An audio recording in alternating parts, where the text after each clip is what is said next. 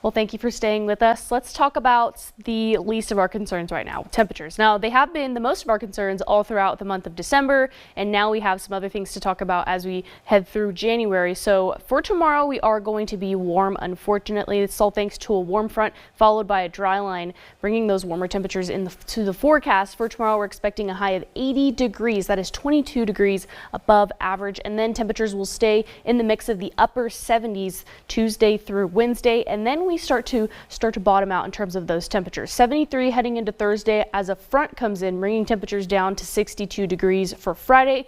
Second front comes in, keeping those temperatures at bay and near average. 60 degrees for Saturday, 59 degrees for Sunday. So now finally near seasonal in terms of the temperatures heading into next weekend. Now, something that we do have to talk about for tomorrow is elevated fire weather concerns. We have a dry line moving in heading into tomorrow. We'll talk about relative humidity values in just a second, but it is prompting some fire weather up towards the northwestern part of our viewing area. So everybody within this chunk of this orange really needs to be mindful of that fire weather concern. So burning is discouraged at this time, especially since we do have lots of burn bans in a lot of our counties across the viewing area.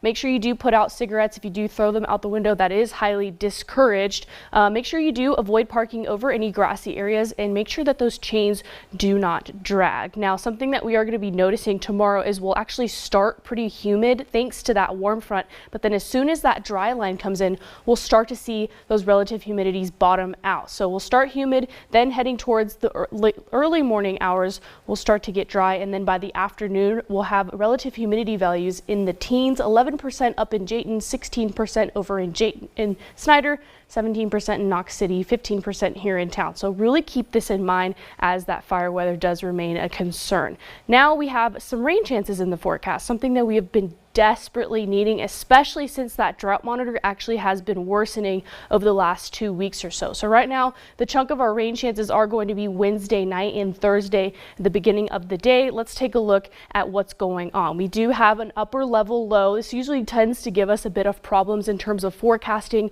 how much rain we may receive. It's going to start over towards the west coast, make its way down towards the Baja, and it's actually going to weaken as it approaches the United States over towards the Four Corners and even into the state of Texas. So we'll see some lingering moisture, and that's what's going to be giving us those rain chances. Let's take a look at the timeline. Now, models have actually backed off a little bit. We'll start to see them change as we approach the event. We'll see some activity around Thursday morning that will continue Thursday at around 9 a.m. Now, this is not a pinpointed model. This does not give us coverage details, intensity. We could expect some lightning as well as some degraded travel conditions for Thursday morning.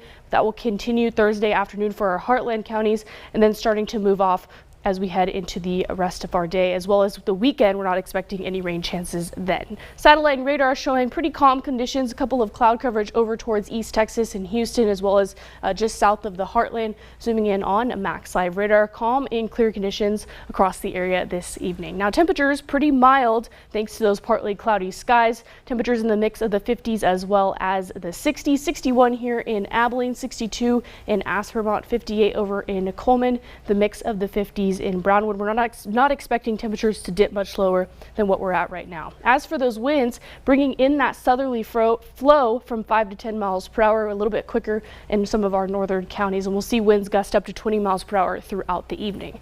As for tonight, 54 degrees is what we're expecting. Pretty humid overnight before we dry out tomorrow. Winds will gust out of the southwest to 20 miles per hour. And then tomorrow, warming up to 80 degrees. We'll see those dry conditions into the afternoon hours. As for the heartland tonight, 44 degrees. We have some patchy fog possible down specifically in Mills County, so you want to keep that in mind if you are traveling tomorrow morning. And then tomorrow, 80 degrees, partly sunny with those warm conditions, winds out of the southwest at 5 to 15 miles per hour. Let's take a look at the extended forecast. Warm tomorrow, still warm heading into Tuesday as well as Wednesday. We'll start tracking those rain chances Wednesday evening. Definitely need that rain though, so really hoping that it does give us a chance to get some rain into the forecast. And then we're cooling down as we head towards the back half of the week, staying cool for Saturday. 59 degrees for Sunday. That's 1 degree above average, but I would definitely consider that seasonal. We do have some cold mornings though, as we had those cold front comes in. So if you're heading out in the morning, make sure you bundle up. Yes, and those rain chances are just growing. Yes, they are actually. Look at you working your But you did magic. ask. You asked on Monday, because I said it was going to be 80. You said that's a record. It should be near record. It's like Oh. the record's like 85.